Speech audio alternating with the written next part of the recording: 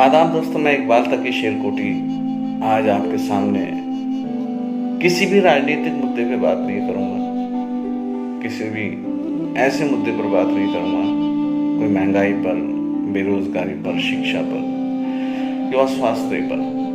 मैं आज ऐसी कोई भी बात नहीं करने वाला हूँ। मैं आज आपके सामने किसी के दर्द को, किसी की कश्मकश को और किसी की जिद्दोजहद को आपके सामने रखने वाला हूँ।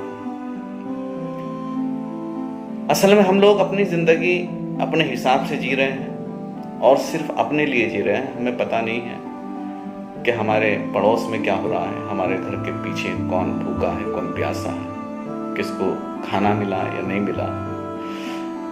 और इसी वजह से हमारी इंसानियत जो हमारे अंदर थी वो मरती चली जा रही है और वो दफन होती चली जा रही है, और इसकी जगह पर हम खुदगर्ज होते चले जा रहे हैं। और ये खुदगर्जी इस हद तक बढ़ चुकी है कि ये खुद की जात तक आकर सिमट गई है कि अब हम घर में किसी और को भी पसंद नहीं करते, हम अपने भाइयों से मोहब्बत नहीं करते, हम अपनी बहनों से मोहब्बत नहीं करते, अपने माँ बाप की इज्जत नहीं करते, अपने बच्चों का रख रखाव नहीं करते। ये सिर्फ हम तक ही सीमित होती चली जा रही है। आज का मेरा जो ये लाइव आने का मौजू है, वो लाइव आने का मौजू ये है कि मैं सोशल मीडिया पर बहुत ज़्यादा एक्टिव रहता हूँ और मुझे लोगों से बात करना, लोगों के मिसकॉन्सेप्ट उनके जहन से निकालना, देश हित की बात करना, देश के लिए बात करना, राष्ट्र प्रेम की बात करना, आपसी सौहार्द की बात करना, देश के भाईचारे की और विकास की बात करना, ये सब बातें मैं लोगों तक पहुंचाता रहता हूं अपनी वीडियो के माध्यम से। चाहे अनजान कुछ भी हो, लेकिन मैं अपने इस काम को करता रहूंगा, क्योंकि मैं अपने देश को, अपने देशवासी को कभी दुखी और तकलीफ में नहीं देख सकता। जो मेरे बस का होता मैं वो करता हूँ। मैं एक छोटा साधारण सा इंसान हूँ, मैं एक गरीब इंसान हूँ, लेकिन मेरे लफ्जों से अगर किसी को तकलीफ किसी की कम होती है, मेरी छोटी सी कोशिश से अगर किसी की तकलीफ कम होती है, या मेरे अच्छा सोचने पर ही किसी के लिए कुछ भला हो जाता है, तो मैं मानूंगा कि मैं बहुत खुशकिस्मत इंसान हूँ और मैंने कुछ अपनी जिंदगी में कर लिया। जैसे कि मैंने आपको बताया कि मैं सोशल मीडिया पर बहुत ज्यादा एक्टिव रहता हूँ, तो उसी एक्टिवनेस में एक गुजरात से एक लड़का मेरे साथ चैट किया।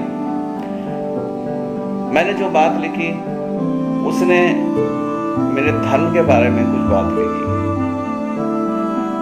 मैंने उसको शालीनता से उसको समझाया। मैंने उसको गाली नहीं दी, मैंने बहुत ही शालीनता से उसको समझाया और उससे बात की। हद ये हुई कि मैंने उसको इतनी शालीनता से, इतने प्यार से, इतनी मोहब्बत से उससे बात की, वो मेरा एक दोस्त बन गया। और दोस्त भी ऐसा बना कि उसने अपने सारे दुख दर्द, सारी तकलीफ, सारी परेशानी जो उसकी जिंदगी में कश्मकश थी, वो सब मुझसे बयान कर डाली। मैं उसका नाम इस वीडियो के अंत में बताऊंगा, क्योंकि कुछ लोग अंदाजा लगाने लगेंगे, कुछ लोग कुछ बातें सोचने लगेंगे, तो मैं उसके नाम को इस वीडियो के अंत में बताऊंगा। इससे पहले मैं बताना चाहता हूँ उसकी तकलीफ को, उसके दर्द को और उसकी कश्मकश को जो उसके अंदर चल रही है, मैं किस हद तक उसके एतमाद को कायम कर सका, किस हद तक उसके आत्मविश्वास को बल दे सका। जो भी मुझे करना था मैं कर सका। जो कल की रात बीती है, उस रात में मैं 2:30 बजे तक उसको सिर्फ समझा रहा था और उससे बातें कर रहा था। बात कुछ इसी तरह है कि जब वो बहस और मुबाहिशे में और वो चैट में बिल्कुल आरोप प्रत्यारोप का दौर था, तो उसमें ही जब मैंने उसको समझाया, तो समझाने के बाद वो मेरा एक दोस्त बन गया, एक अच्छा। मैंने उससे पूछा कि आप क्या करते हो, तो उसने बताया, भाई मैं अभी कुछ नहीं करता हूँ। वो, मैं आपको बताना चाहता हूँ कि वो गुजरात में एक जगह है धोलका, जो कि अहमदाबाद डिस्ट्रिक्ट में आती है, वहाँ का वो रहने वाला। तो मैंने उससे पूछा कि आप करते क्या हो, तो वो बोला कि भाई कुछ नहीं करता, मेरी कमर में चोट लग गई थी कंपनी के अंदर, तो मैं बिस्तर पर हूँ और मेरा ऑपरेशन होना है। मैंने उससे पूछा कि आपके साथ कौन रहता है, तो बोला मेरी माँ मेरे साथ रहती है। और मैंने उसे सांत्वना दी और उसे वो हिम्मत और हौसला दिया कि आप बेफिक्र रहो। मैंने उसको ये तक बताया कि अगर आपको इलाज कराना है या आपको कोई परेशानी हो रही है इलाज कराने में तो आप दिल्ली आ जाइएगा, हमसे जो बन पाएगा हम करेंगे और हमसे जो हो पाएगा हम करेंगे आपके लिए। तो आप दिल्ली आ जाइएगा, हम दिखाएंगे आपको एम्स में या किसी भी हॉस्पिटल में। वो बोला नहीं, मैं यहीं पर दिखा लूँगा और मेरा ऑपरेशन होने वाला है, तो हो सकता है कि ऑपरेशन जल्दी हो जाएगा तो मैं ठीक हो जाऊँगा। फिर मेरी उससे बात होनी बंद हो जाती है और एक लंबे अरसे के बाद में उसके एक कॉल आती है मेरे फ़ोन पर। तो मैं उसको रिसीव करता हूँ तो बोलता भाई आप मुझसे बात कीजिएगा मैसेज के माध्यम से। तो मैं उससे मैसेज के माध्यम से बात करता हूँ। वो बोलता है कि मेरी माँ का देहांत हो गया, अब मैं बिल्कुल अकेला हूँ, मेरा ऑपरेशन भी हो चुका है, ऑपरेशन लगभग कामयाब हुआ, लेकिन इसी एहसास में, इसी तकलीफ में और मेरे लिए परेशान होते होते मेरी माँ चल बसी, उसका देहांत हो गया। अब वो लड़का अकेला रह जाता है। वो 38 साल का एक युवक है, उसकी उम्र 38 साल है और वो अकेला रह जाता है। अकेला रहने के साथ साथ उसके जो रिश्तेदार हैं, दोस्त हैं, वो सब उसका साथ छोड़ जाते हैं और कोई भी उसके करीब नहीं आता, यहाँ तक कि उसे कोई देखने भी नहीं आता।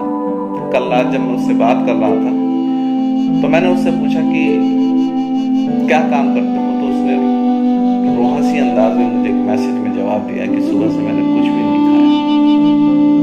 मतलब उसका भाई भी वहीं पर रहता है, उससे थोड़ी सी ही दूरी पर, उनकी बहन अहमदाबाद में रहती है, लेकिन कोई भी उसको देखने वाला, उसको समझने वाला नहीं। उसके अंदर जो फीलिंग है, उसका जो दर्द है, उसका जो एहसास है, उसको कोई भी नहीं समझ पा रहा है। लेकिन ऐसा नहीं है कि ये दुनिया लोगों से खाली है, ये इंसानियत से खाली है, ऐसा कुछ नहीं है। हो सकता है कि अल्लाह ताला ने उसके लिए हमें बिल्कुल वहाँ पर तैनात कर दिया और हमें मुनक्किद कर दिया कि आप इनके बारे में सोचिए। तो अल्लाह ताला हमसे वो काम ले रहा है। अब कितना भूचाल मचा हुआ है देश के अंदर, हिंदू और मुसलमान का, नफरत का, अराजकता का, लेकिन इसी बीच में अगर हम एक छोटी सी उम्मीद की किरण देख लेते हैं तो हमें खुशी होती है कि कम से कम कुछ तो बाकी है। और मैं तो ये कहता हूँ कि जब तक कोई भी इंसान जैसे कि साइकिल चलाते हुए जाता है, उसका स्टैंड नीचे होता है तो लोग बताते हैं आपका स्टैंड नीचे है, इसे ऊपर कर लीजिए। कोई बाइक चलाते हुए जाता है तो लोग बाइक वाले को कहते हैं कि आपका स्टैंड नीचे है, इसे ऊपर कर लीजिएगा। और ये बताने से पहले वो उसका धर्म, उसकी जाति, उसका नाम नहीं पूछते, सिर्फ ये देखते हैं कि इस स्टैंड के नीचे रहने से इसको तकलीफ पहुंच सकती है, इसकी गाड़ी गिर सकती है, तो उसको संभालते हैं, उसको वार्निंग देते हैं, चेतावनी देते हैं कि आप अपना स्टैंड ऊपर कर लीजिएगा। और जब तक इतनी छोटी सी बात भी हमारे देश में जिंदा रहेगी तो इंसानियत है, इंसानियत बाकी है। कोई मुसलमान ये सोचकर नहीं बताता किसी के स्टैंड को कि ये मुसलमान है, इसे मैं बता दूं। कोई हिंदू ये सोचकर नहीं बताता स्टैंड को ऊपर कर लीजिएगा कि ये हिंदू है, मैं इसको बता दूं, कहता हूं। वो सिर्फ इंसान समझकर बताता है, उसे नहीं पता होता कि उसका क्या नाम है, क्या जाति है, क्या बिरादरी है, कौन से मजहब से है, कौन से धर्म से है। तो इसी को इंसानियत कहते हैं। तो उसका जो दर्द था, उसकी जो एहसास था, वो मैंने महसूस किया और मैंने महसूस करते करते यहाँ तक पहुँचा कि मेरा दिल गवाही नहीं दिया और आज मैं आपके सामने उसकी बात को रख रहा हूँ। कोई मेरी इस वीडियो को देखेगा या नहीं देखेगा मुझे पता नहीं, लेकिन मैंने अपने जो मन में, जो मेरे दिल में जो भड़ास थी वो मैंने अपनी निकाल ली है, क्योंकि मैं इस बुक्स के इसे एहसास के साथ पूरे दिन नहीं गुजार सकता। मैं इस एहसास के साथ कि मेरा कोई दोस्त, मेरा कोई अहबाब इतनी दूर परेशान है, वो कश्मकश में। तो अब बात ये आती है कि जब वो बताते हैं कि मेरी अम्मी का देहांत हो गया, मेरी माँ का देहांत हो गया, मैं बिल्कुल अकेला रह गया, ना मेरा कोई दोस्त है, बाप कोई भी साथ नहीं है, मेरी कंपनी की नौकरी छूट गई है। तो उसके साथ यहाँ तक हुआ कि जब उसका ऑपरेशन हुआ तो ऑपरेशन होने के बाद में जब वो थोड़ा ठीक हुआ, 6 महीने बाद वो पहुंचा कंपनी के अंदर, तो कंपनी ने उसके साथ सौतेला बर्ताव किया और उन्होंने ये सोचते हुए कि कहीं इसको कॉम्पनसेशन न देना पड़ जाए, कहीं इसको किसी तरह के कोई मुआवजा न देना पड़ जाए, उसके साथ शर्त रखनी शुरू कर दी कि आप उसको लेबर का काम दे दिया, लोडिंग अनलोडिंग का। जबकि किसी के कमर में चोट लगी हुई है, पीठ में, और वो उसी कंपनी में वो घायल हुआ था, तो उसको लोडिंग अनलोडिंग का काम दे दिया। वो लोडिंग अनलोडिंग नहीं कर पाया तो उससे बोले कि आपको हाफ सैलरी या कुछ भी तब मिलेगा जब आप राजीनामा लिख के देंगे। और उससे वो राजीनामा लिखवा लिया गया और अब वो बेकार है, किसी भी काम का वो नहीं है, ना उसके पास कोई काम है। अब सिर्फ वो परेशान, रात तो हद हो गई और उसका आत्मबल इतना टूट चुका है, उसका आत्मविश्वास इतना गिर चुका है कि ये तक सोच रहा है कि शायद वो उसकी जिंदगी को खत्म कर ले। लेकिन ऐसा मैं होने नहीं दूंगा, क्योंकि अगर मेरे साथ मेरे टच में कोई है तो मैं उसके आत्मविश्वास को मरने नहीं दूंगा, उसकी तकलीफ को बढ़ने नहीं दूंगा, मैं उसके साथ हूं। मेरी अपील है, अगर कोई भी ये वीडियो देख रहा है, किसी एक इंसान ने अगर ये वीडियो देखी है और यहाँ तक आप देख चुके हैं तो इस वीडियो को फॉरवर्ड कीजिएगा, और ताकि ये बात ढोलका तक पहुंचे। और ढोलका तक पहुंचने के बाद मैं आपको नाम अब बताने जा रहा हूँ कि उनका नाम है मनोज जाला। वो ढोलका के रहने वाले हैं, अहमदाबाद से 48 किलोमीटर दूर एक ढोलका गाँव नगर पालिका है, म्यूनिसिपैलिटी है, वहां के रहने वाले। वो है मेरा भाई जो परेशानी में है, जो मुसीबत में है, और मैं उसकी परेशानी और मुसीबत को देख नहीं सकता। मैं रात भर सो नहीं पाया जब मैं उससे बात कर रहा था। लड़ते रहो आप राजनीति पर, लड़ते रहो आप सत्ता हथियाने पर, कुछ भी करते रहो हिंदुस्तान में, नफरतें बांटो, कुछ भी करो, लेकिन अगर कोई परेशान हो रहा है किसी कोने में और आप उसका मनोबल बढ़ा सकते हो तो उसका मनोबल जरूर बढ़ाना, उसको अकेला मत छोड़ना। अगर सारी दुनिया भी उसे अकेला छोड़ देती है तो आप उसको अकेला मत छोड़ना, उसका मनोबल। मेरे बस का जितना होगा मैं करूंगा उसके लिए। उसने उम्मीद के साथ मुझसे बात की है तो मैं उसकी उम्मीद को पर खरा उतरने की कोशिश करूंगा और मैं उसकी उम्मीद को बिल्कुल पूरा करने की कोशिश करूंगा।